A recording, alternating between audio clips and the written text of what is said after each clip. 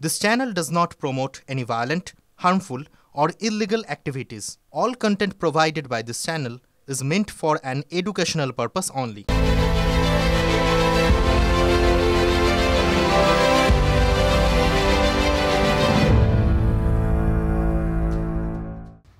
মহাকুম্ভ ১৪৪ বছর পর কোটি কোটি ধর্মপ্রাণ মানুষ সেখানে ভিড় করেছেন পুণ্য স্নানের জন্য। তেমনি ওই মেগা ইভেন্ট ঘিরে কোটি কোটি বিতর্কও কিন্তু দানা বেঁধেছে। মহাকুম্ভ শুরুর আগেই কেন্দ্রীয় এজেন্সির রিপোর্ট, জল স্নানের উপযুক্ত নয়, তাকে সোজা ওভার বাউন্ডারি মেরে দিয়েছেন উত্তরপ্রদেশের মুখ্যমন্ত্রী। মহাকুম্ভে বারবার আগুনের ঘটনা, পদপিষ্ট হয়ে মৃত্যুর ঘটনা, নয়াদিল্লি রেল স্টেশনে মৃত্যুর ঘটনা, বারবার বিতর্ক এক্ষেত্রে দানা বেঁধেছে। কুম্ভ মেলাকে নিয়ে যে বিতর্ক হয়েছে সেই বিতর্কের উত্তর কিন্তু চাই। অব্যবস্থা, যার জন্য মৃত্যু, রেলমন্ত্রীর অযোগ্যতা, উত্তরপ্রদেশের মুখ্যমন্ত্রীর অযোগ্যতা, তার জন্য এত মৃত্যু, জলে এত দূষণ। আর এই যে ঘটনাগুলো বললাম একটার পর একটা, এই ঘটনাগুলোকে সামনে রেখে টানা বোমা বর্ষণ করে যাচ্ছে বিরোধীরা। এবার মাঠে নেমেছেন প্রধানমন্ত্রী তাদের উত্তর দিতে। শুনুন। 144 वर्ष के बाद हुआ ये महाकुंभ एकता के महाकुंभ के रूप से प्रेरणा देता रहेगा और देश की एकता को मजबूती देने का अमृत परोसता रहेगा। মহাকুম্ভ আয়োজনকে দরাজ সার্টিফিকেট দিয়েই থামলেন না প্রধানমন্ত্রী, সরাসরি আক্রমণের টার্গেটে আনলেন কাদের? বিরোধীদের। आजकल हम देखते हैं कि नेताओं का एक वर्ग ऐसा है जो धर्म का मखौल उड़ाता है, उपहास उड़ाता है, लोगों को तोड़ने में जुटा है। প্রথমে লালু প্রসাদ যাদব, তারপর মমতা বন্দ্যোপাধ্যায় বিতর্কের আগুনে ঘি ঢেলেছেন। कुंभ का क्या कोई मतलब है? फालतू है कुंभ। মহাকুম্ভ আমি নাইবা বললাম, ওটা এখন মৃত্যু কুম্ভ হয়ে গেছে। कि नेताओं का एक वर्ग ऐसा है जो धर्म का मखौल उड़ाता है, उपहास उड़ाता है और बहुत बार विदेशी ताकतें भी इन लोगों का साथ देकर देश और धर्म को कमजोर करने की कोशिश करती दिखती है। একেবারে বুনো উলের সঙ্গে বাঘাত তেঁতুলের টক্কর একে বলে। বিধানসভায় মুখ্যমন্ত্রীর মন্তব্য ঘিরে বিস্তর বিতর্ক হয়েছে, একটার পর একটা সেই তারপর বিতর্ক দানা বেঁধেছে, তার পাল্টা হয়েছে। একবার শুনুন পরপর। কুম্ভ আমি নাইবা বললাম, ওটা এখন মৃত্যু কুম্ভ হয়ে গেছে। কোটি কোটি হিন্দু রাস্তায় আঘাত, মৃত্যু কুম্ভ শব্দটিকে এক্সপান্ড করতে হবে। और इनके एक और सहयोगी उससे भी 2 कदम आगे आकर के कहती हैं कि महाकुंभ मृत्यु कुंभ में बदल गया है। सनातन का अपमान करना इनका स्वभाव बन गया है। अरे सब कुंभ का क्या कोई मतलब है? फालतू है कुंभ। মহাকুম্ভ আমি নাইবা বললাম, ওটা এখন মৃত্যু কুম্ভ হয়ে গেছে। आरजेडी और टीएमसी के नेताओं के द्वारा सनातन धर्म के जुड़े हुए सबसे बड़े आयोजन के प्रति दिए गए। মহাকুম্ভ আমি নাইবা বললাম, ওটা এখন মৃত্যু কুম্ভ হয়ে গেছে। देखिए ममता बनर्जी जी ने जो कहा है वेस्ट बंगाल की मुख्यमंत्री ने ठीक ही कहा है। लोग मानते हैं सनातन धर्म इस देश का राष्ट्रीय धर्म है। सनातन धर्म की सुरक्षा में ही भारत के अंदर पल रहे हर मत और मजहब की सुरक्षा भी है और उनका सम्मान भी है और उनका गौरव भी है। जो धर्म, जो संस्कृति, स्वभाव से ही प्रगतिशील है, उस पर ये कीचड़ उछालने की हिम्मत दिखाते हैं। মমতা বন্দ্যোপাধ্যায় লালু প্রসাদ যাদবের কথা ধরে জল কোথায় গড়িয়ে দিলেন যোগী আদিত্যনাথ, নরেন্দ্র মোদী। দেখলেন তো, ভারত মানেই হিন্দু। এই সেদিন বর্ধমানের মাঠে ঠিক এই কথাটা শুনিয়ে গিয়েছিলেন আরএসএস প্রধান মোহন ভাগবত। क्या करना चाहता है? तो एक वाक्य में इस प्रश्न का उत्तर देना हो तो संघ संपूर्ण हिंदू समाज का संगठन करना चाहता है। हिंदू समाज का संगठन क्यों? क्योंकि इस देश का उत्तरदायी समाज हिंदू समाज है। भारत तब कहा जाता है जब उसका एक स्वभाव होता है।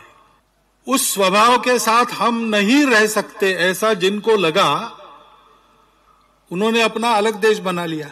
वो हिंदू समाज और भारतवर्ष एक रूप है, ये भारतवर्ष की पहचान है। প্রধানমন্ত্রীরও চোখ তিন রাজ্যের দিকে, আর তাই আরো কড়া আড়ক একে বলে। আর তাতে শুভেন্দু অধিকারীর খুশি হওয়ারই কথা। তিনি তো ধর্মের অঙ্কে ভোটের একটা হিসেব সাজিয়ে দিয়েছেন, পার্সেন্টেজের একটা হিসেব নিকেশ তিনি করছেন এবং খোলাখুলি তিনি সেটা বলেওছেন। বারবার তিনি বলছেন হিন্দু সরকার হবে 26-এ, হিন্দু সরকার হবে।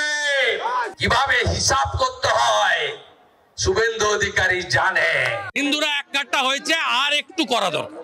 হিন্দু 39% এক কাট্টা হয়েছে বলেই আমরা 2,33,27,000 ভোট, আর 5% হিন্দুকে আমাদের পক্ষে ভোট করাতে হবে। কিভাবে হিসাব করতে হয় শুভেন্দু অধিকারী জানে। শুনলেন কি বলছেন শুভেন্দু? তিনি কিন্তু পার্সেন্টেজের হিসেব বলে দিচ্ছেন যে ওই পার্সেন্টেজটা যদি কোনোভাবে ম্যানেজ করা যায় তাহলে আর কোনো চিন্তা নেই। হিসেব মেলাতে শুধুই তিনি ওই হিন্দু হিন্দু রব তুলছেন। মমতা বন্দ্যোপাধ্যায় সরকার হিন্দু বিরোধী তিনি বলছেন, মুসলিম লীগ টুর সরকার বলে আখ্যায়িত করছেন। কিছুই বলতে ছাড়ছেন না বিরোধী দলনেতা। ওই কিছুক্ষণ আগে যেটা বললাম, টার্গেট 5% হিন্দু ভোট। এই সরকার মোল্লাদের সরকার, এই সরকার মুসলমানদের সরকার, এই সরকারের মুখ্যমন্ত্রী মুসলিম তোষণকারী, হিন্দু বিরোধী, মুসলিম লীগ 2 এর সরকার। আমাকে বলেছে আমি নাকি হিন্দু ধর্মকে তাচ্ছিল্য করি, আর আমি মুসলিম লীগ করি। হিন্দুদের জন্য, হিন্দু দেবদেবীর সম্মানের জন্য বলতে গিয়ে আমাকে আমার 3 কলিগকে সাসপেন্ড করেছে। আমি গর্বিত, আমি হিন্দু। বাবা কবে থেকে উনি হিন্দু ধর্মের নেতা হয়ে গেলে, বাবা কবে থেকে উনি হিন্দু ধর্মের নেতা হয়ে গেলে। আর মুখ্যমন্ত্রীর জন্য বলে গেলাম, উনি বলেছেন না যে নতুন হিন্দু নেতা হয়েছে। আমি ওনার দলের ভিতরে থেকে হিন্দুত্ব করেছি। গোলাঘাটের গৌরনীতাই সেবাশ্রমকে জিজ্ঞেস করবেন 11 ডিসমিল জায়গাটাকে কিনে দিয়েছে। জৈন মন্দিরকে জিজ্ঞেস করবেন ওদের সভাগৃহটাকে করে দিয়েছে। শঙ্করনাথ মন্দিরে গোবিন্দপ্রভুকে জিজ্ঞেস করবেন। এখানে মহাপ্রভুর মন্দিরে আপনার বর্গভূমিতে জিজ্ঞেস করবেন।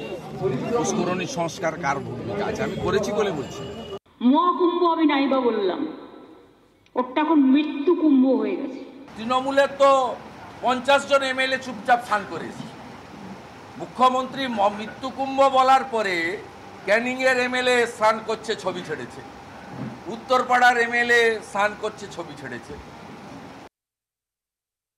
প্রধানমন্ত্রীর কথা নিশ্চয়ই বাড়তি এনার্জি পেয়ে গিয়েছেন বিরোধী দলনেতা, কিন্তু তাতে কি আদৌ কাজ হবে? তার কারণ তৃণমূল তো বুক ফুলিয়ে বলছে যে মুখ্যমন্ত্রী যা বলেছেন ঠিক বলেছেন। শুনুন। মহাকুম্ভ আমি নাইবা বললাম, ওটা এখন মৃত্যু কুম্ভ হয়ে গেছে। इनके एक और सहयोगी उससे भी 2 कदम आगे आकर के कहते हैं कि महाकुंभ मृत्यु कुंभ में बदल गया है। ये क्या है? খুব বলা যায়, খুব বলা যায়।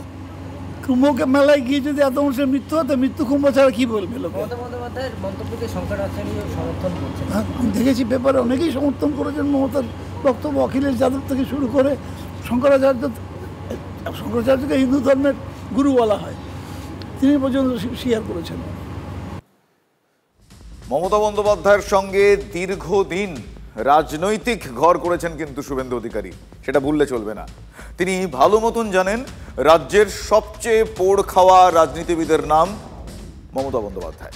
হিসেব না কষে তিনি কথা বলেন না কখনো, এটা শুভেন্দুর থেকে ভালো হয়তো অনেকেই জানেন না। শুভেন্দু তাই এক্ষেত্রে আরও মরিয়া হয়ে উঠেছে। তিনি মমতা বন্দ্যোপাধ্যায়ের বিধানসভা কেন্দ্রে ঢুকে পড়েছেন। কিভাবে? হ্যাঁ, কারণ ওই যে 26-এর নির্বাচন দোরগোড়ায় করা নাড়ছে, ছবিটা দেখুন। প্রধানমন্ত্রীর মন কি বাত শুনতে বেছে নিলেন তিনি মমতা বন্দ্যোপাধ্যায়ের ভবানীপুর বিধানসভা কেন্দ্রকে। থিয়েটার রোড স্থানীয় নাগরিক আর দলের নেতাদের সঙ্গে বসে তিনি নরেন্দ্র মোদীর মন কি বাত শুনলেন। বিধানসভা ভোটে কি মুখ্যমন্ত্রীর বিরুদ্ধে ভবানীপুরে লড়বেন বিরোধী দলনেতা? এই প্রশ্ন কিন্তু বারবার এক্ষেত্রে প্রকট হচ্ছে। ভবানীপুরটা কি ভারতবর্ষের বাইরে না পশ্চিমবঙ্গের বাইরে? বিদেশে থাকা ভারতীয়রা যদি মন কি বাত শোনে, এটাও শুনতে পারি। দেখুন, যে প্রশ্নটা এক্ষেত্রে উঠছে বা তিনি করছেন, সেই উত্তরটা বিরোধী দলনেতাকেই দিতে হবে। তার কারণ জল্পনাটা তিনিই তৈরি করেছেন। আরো একবার শুনুন তার বক্তব্য। আমার তো মনে হচ্ছে যে নন্দীগ্রামের থেকেও ভবানীপুরটা আমার কাছে খুব ইজি। আমার তো মনে হচ্ছে যে নন্দীগ্রামের থেকেও ভবানীপুরটা আমার কাছে খুব ইজি। আমার তো মনে হচ্ছে যে নন্দীগ্রামের থেকেও ভবানীপুরটা আমার কাছে খুব ইজি। এক্ষেত্রে শুভেন্দুর এই বক্তব্যের সূত্র ধরে যদি আপনাদের আমরা বলি বা আপনারা জানেন যে এই যে অমুসলিম ভোট যেটা বলা হচ্ছে, সেটা কিন্তু ভবানীপুরে নিঃসন্দেহে বেশি, যদি আমি তুলনামূলক আলোচনা করি। তার কারণ গত লোকসভা নির্বাচনে ভবানীপুর বিধানসভা এলাকার যে 8টি ওয়ার্ড রয়েছে, সেই 8টি ওয়ার্ডের মধ্যে কিন্তু 5টিতে বিজেপি এগিয়েছিল। ফলে বুঝতেই পারছেন সেখানে অমুসলিম ভোট পার্সেন্টেজ বেশি। নন্দীগ্রামে মমতা বন্দ্যোপাধ্যায়কে হারানো শুভেন্দু অধিকারী তিনি বলছেন কি বলছেন, নন্দীগ্রামের চেয়ে ভবানীপুর সহজ। মানে এক্ষেত্রে এই ফ্যাক্টরসগুলো কিন্তু খুব প্রমিনেন্ট হয়ে যাচ্ছে, যে কারণে তিনি এটা বলছেন। আর শুনে মনে হওয়াটা খুবই স্বাভাবিক যে ভবানীপুর থেকে ভোটে লড়ার একটা ছক বোধ হয় কষছেন বিরোধী দলনেতা। আপনাদের কথা দিচ্ছি, আমাদের বিরোধী দলনেতাও কথা দিয়েছেন, ঠিক যেভাবে নন্দীগ্রামে উনি হারিয়েছিলেন, যদি মমতা ব্যানার্জি ভবানীপুরে দাঁড়ান তাহলে ভবানীপুরেও আবার ওনাকে হারানো হবে। ভবানীপুরটা কি ভারতবর্ষের বাইরে না পশ্চিমবঙ্গের বাইরে? মন টানছে, ভুল করেছি ছেড়ে গিয়ে, ফিরিয়ে নিন, ফিরিয়ে নিন। বলে মন টানছে, বলে কहीं पे निगाहें कहीं पे निशाना। বিদেশে থাকা ভারতীয়রা যদি মন কি বাত শোনে, এটাও শুনতে পারি। আপনারা দেখছেন মন কি বাত শুনতে গেছে, কিন্তু ওর মন কি বাত কি সেটা তো আপনারা কেউ শুনতে পেলেন না। আমরা আমাদের দেশের গর্বের প্রধানমন্ত্রী যিনি বিশ্ব নেতা, তার মন কি বাত প্রত্যেকবার শুনি। আজকে এখানকার রেসিডেন্ট এবং আমার পলিটিক্যাল কলিগ যারা এখানকার আছেন, তারা কিছুজন আছেন, আমরা এখানে শুনলাম। মন কি বাত হচ্ছে বিজেপিতে চূড়ান্তভাবে কোণঠাসা করছে সুকান্ত মজুমদার, দিলীপ ঘোষরা। বিজেপির ভবিষ্যৎ নেই, সেই কারণে মমতা বন্দ্যোপাধ্যায় ভরসা। এটাই যাতায়াত যাতায়াত যাতায়াত শুরু হচ্ছে। তাহলে কোন প্রশ্ন উস্কে দেওয়া হলো? শুভেন্দু কি তৃণমূলে ফিরতে চাইছেন? মানে সত্যি, নাকি একটা ধোঁয়াশা তৈরি করতে চাইছেন তৃণমূল কংগ্রেসের মুখপাত্র? হ্যাঁ, মুখর মুখপাত্র। শুভেন্দুকে কি সত্যি তৃণমূল কংগ্রেস ভয়ে পেতে শুরু করেছে? তার কারণ এই মুহূর্তে একটা বিষয় কিন্তু পাখির চোখ, বারবার করে আমরা বলছি, আপনারাও জানেন যে 2026-এর নির্বাচন, বিধানসভা নির্বাচন, এবং তার আগে যে সমস্ত ঘটনা ঘটেছে, যে সমস্ত ইস্যু প্রকট হয়ে উঠেছে, তাতে কিন্তু এই ক্ষেত্রে শুভেন্দু অধিকারী যা বলছেন তাতে অনেকটাই বিড়ম্বনায় পড়ার কথা তৃণমূলের। আমাদের সেটা জানা নেই। না হলে ধরুন মেচে দেয় বিরোধী দলনেতার গলায় জুতোর মালা কেন? যেখানে ভোট দিতে পারবে সেখানে দুর্নীতিগ্রস্ত, দূষণবাজ মুসলিম লীগ তৃণমূলকে একটু ভোট দেবে। তৃণমূলের কতগুলো মুসলমান নেতা মেছে দেয় আমার গলায় জুতা পরিয়ে টাঙ্গিয়েছে বিকালবেলা। যত করবে তত ভালো হবে। মেদিনীপুরের লোক দলমত নির্বিশেষে আমাকে ভালোবাসে। ছবিটা বেশি করে দেখান। যে বাপ্পার মেছেদার মাটিকে নষ্ট করেছে, তার গলায় জুতার মালা পরিয়ে আমরা আজকে তাকে সম্বর্ধনা দিয়েছি। আর আজকে এই বিজেপি এবং আরএসএস সরকারটাকেও আমরা তাদেরকে এরকম জুতার গলা মালাই দিয়ে তাদের মেছেদার মাটি থেকে বিদায় করে দেব। মুখ্যমন্ত্রী লোকসভা নির্বাচনে কাঁথি থেকে তমলুক হেঁটে দিয়ে গেছেন। কাঁথিতে হেঁটেছেন 8-7 কিলোমিটার।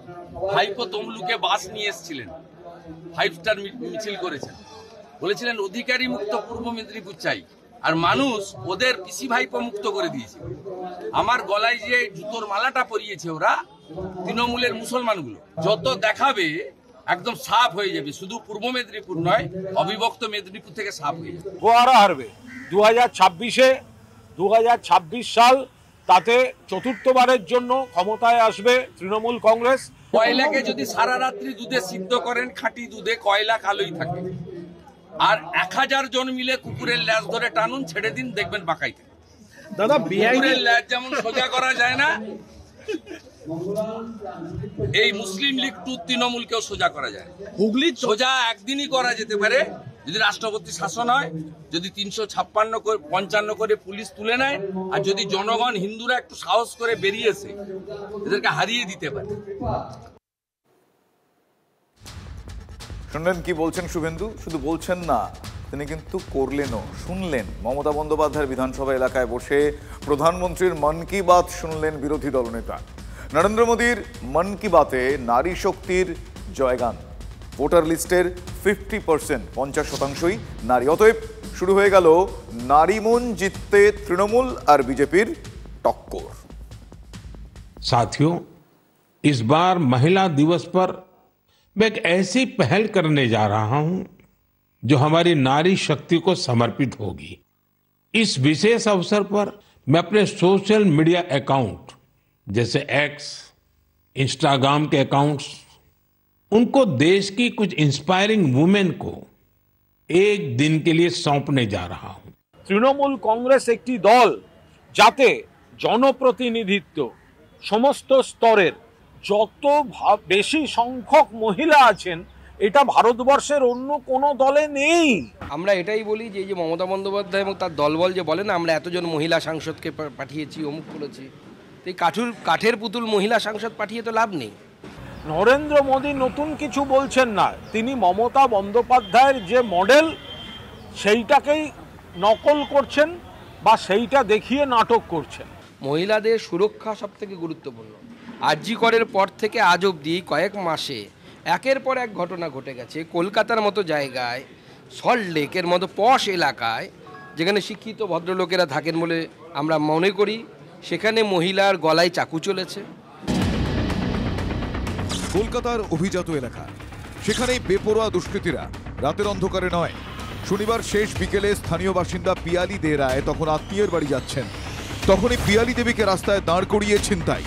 5টা বাজে এখানটায় 3টে ছেলে বাইক নিয়ে দাঁড়া করলো, বলছে যে ওই ফ্ল্যাটটার দিকে দেখ। আমিও এরকম ওই দিকে তাকাতে গেছি, তারপর পেছন দিকে টানটা মেরেছে। গলার হার ছিনতাই করেই বাইকে চম্পট 3 দুষ্কৃতীর। কলকাতার অভিজাত এলাকাতেও দুষ্কৃতী দৌরাত্ম্য। খবর পেয়ে রবিবার এলাকায় বাম কাউন্সিলর মধুসন্ধ্যা দে। কর্মসংস্থান নেই, ইয়াং যুবকদের কাজের জায়গা তৈরি করে দিচ্ছে না, তাদের কাজে নিযুক্ত করছে না। আজকে যদি ইয়াং ছেলেরা কাজে যেত, রাস্তায় দাঁড়িয়ে এই গুলি গোলা ছোড়া দিয়ে খুন করা এটা কিছু করতো না, তারা কর্মক্ষেত্রে থাকতো। ঘটনা কিন্তু এখানে প্রথমে ঘটলো, তবে কেন ঘটলো? একেবারে প্রকাশ্য দিবালোকে লোকজনের মাঝখানে এই ধরনের ঘটনা, কিভাবে দুষ্কৃতীরা সাহস পাচ্ছে? এলাকায় এরকম ভাবে আপনি ভাবতে পেরেছিলেন? একেবারে নেই, একেবারে কি মনে হয় পুলিশের কি নজরদারি আরো বাড়ানো উচিত এই সমস্ত জায়গায়? কিছুই নেই, পুলিশের নজরদারি কিছু নেই, কিচ্ছু নেই, জিরো। পুলিশি নজরদারি কোথায়? ঢাকুরিয়াও নিরাপদ নয়, সেই প্রশ্নই তুললেন পিয়ালি দেবী। ওনার ব্রেনোলিয়া খাওয়া উচিত, কারণ ওনার যা বয়স তাতে হয়তো জীবনে বাংলায় ছিনতাই শব্দটা প্রথম শুনলেন। ঘটনা খারাপ, ছিনতাই কেন হবে? হওয়া উচিত নয়, পুলিশ ধরবে, কিন্তু উনি যেন প্রথম জীবনে শুনলেন ছিনতাই হয়েছে। পুলিশের কি নজরদারি আরো বাড়ানো উচিত এই সমস্ত জায়গায়? কিছুই নেই, পুলিশের নজরদারি কিছু নেই, কিচ্ছু নেই, জিরো। গড়পার মতো জায়গায় একজন মহিলা, শিক্ষিতা মহিলা, বয়স্কা মহিলা যখন এই ধরনের কথা বলছেন, তখন পুলিশ প্রশাসনের উপরে মানুষের বিশ্বাস কত শতাংশ বাকি আছে সেটা বুঝতেই পারছেন। পুলিশ মন্ত্রীর প্রতি এতে অবিশ্বাস। বাংলায় যেন প্রথম হলো, সিপিএম জমানা বলে কিছু ছিল না, অন্য রাজ্যে যেন বিজেপি নেই। এই মহিলা যে কথাটি বলেছেন সেটা পুলিশের প্রতি নয়, কিন্তু পুলিশ মন্ত্রী অর্থাৎ মাননীয় মুখ্যমন্ত্রী, তার প্রতি তার যারা ভোটার তার অবিশ্বাস। ফলে ওনার উচিত পুরনো ঘটনাগুলো মনে রাখতে ব্রেনোলিয়া খাওয়া, নিয়ম মতো খান, তারপর দেখবেন থানায় গিয়ে অভিযোগ করেছে। চাঁচাছোলা কুণাল ঘোষ থানায় অভিযোগ দায়ের করেছে পিয়ালি দেবীর পরিবার। আপনি কি প্রত্যাশা রাখছেন যে ধরা পড়বে? আমি প্রত্যাশা অবশ্যই রাখছি, কিন্তু আমি চাইছি সবথেকে যাতে নিরাপত্তাটা সবার জন্য হোক। আচ্ছা, আপনি কি থানায় কমপ্লেন করেছেন? হ্যাঁ, থানায় কমপ্লেন করা হয়েছে। উত্তরবঙ্গে মহিলাকে নগ্ন করে হাঁটানো হয়েছে।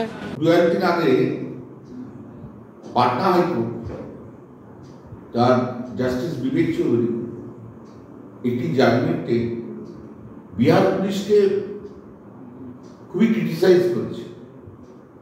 একটি ফরেনার মাইনর গার্ল, 14 বছর বয়স, তাকে বিহারের লোক বন্ধু সেজে এসে তারপর রেপ করেছে। রেপ করার পর, কমপ্লেন করার পর বিহার পুলিশ কোনো পদক্ষেপ নেয়নি। একের পর এক মহিলা শ্লীলতাহানি, রেপ। পাটনা হাইকোর্ট বলেছে যেভাবে বিহার পুলিশ এই ইনভেস্টিগেশন করেছে সেটা ভারতবর্ষের জন্য লজ্জা। এই তো ডবল ইঞ্জিন সরকারের বিহারে। আমরা নারী পাচারে পশ্চিমবঙ্গ হচ্ছে রাজ্য হিসাবে গোটা দেশের মধ্যে প্রথম দিকে অবস্থান করে। স্পেনের মহিলা এমপিরা কিন্তু সেদিনকে আমাকে বলেছিল যে ভারতবর্ষে এখন মেয়েরা যেতে ভয় পাচ্ছে, যে যেভাবে ক্রাইম হচ্ছে মেয়েদের। এই নারী মুখ্যমন্ত্রী থাকা অবস্থায়, মহিলা মুখ্যমন্ত্রী থাকা অবস্থায় যদি নারীদের এই অবস্থা হয়, তার মানে আপনার সাংসদ যতই ওই পুতুল মহিলাদেরকে আপনারা সাংসদ হিসেবে লোকসভায় পাঠান, কাজের কাজ কিছু হচ্ছে না, নারীর ক্ষমতায়নও হচ্ছে না, নারীর মুক্তিও হচ্ছে না। নরেন্দ্র মোদী, অমিত শাহ, বিহারের নীতিশ কুমারের কাছে প্রশ্ন যে ফরেনার মেয়েরা আসছে, 14 বছরের মাইনর ফরেনার মেয়েরা, তারা রেপ হচ্ছে, আর বিহার পাটনা হাইকোর্ট বিহারের জজ সাহেবরা বলছেন যে বিহার পুলিশ কোনো পদক্ষেপ নেয় না। এটা হচ্ছে দেশের জন্য বড় লজ্জা। এই লজ্জা রাখবো কোথায়? বিরোধী দলনেতার মাথায় শুধু ভোটের অঙ্কই ঘুরপাক খাচ্ছে। 26-এ এখানে চেঞ্জ হবে, মোদিজিকে দেখে লোক ভোট দেবে। গোয়ারা হারবে। 2026-এ চতুর্থবারের জন্য মুখ্যমন্ত্রী হবেন মমতা বন্দ্যোপাধ্যায়। দিল্লির পরে বাঙ্গালের বাড়ি। 27 বছর পরে দিল্লিতে যদি চেঞ্জ হয়, বাঙ্গালও চেঞ্জ হবে। এটা সময়ের ডাক, মানুষ করবে এটা। বিজেপি এতটাই কম আসন পাবে যে বিরোধী দলনেতা বলে যে পদটা, যেটা পেতে গেলে এতগুলো এমএলএ দরকার, সেটাই আগামী নির্বাচনে 26-এ বিজেপি পাবে না। ফলে মুখ্যমন্ত্রী মমতা বন্দ্যোপাধ্যায় থাকবেন, কিন্তু রাজ্যে বিরোধী দলনেতা থাকবে না। বিজেপি যে রুল স্টেটগুলো তো জিতেছে, 21টা state now control by the NDA.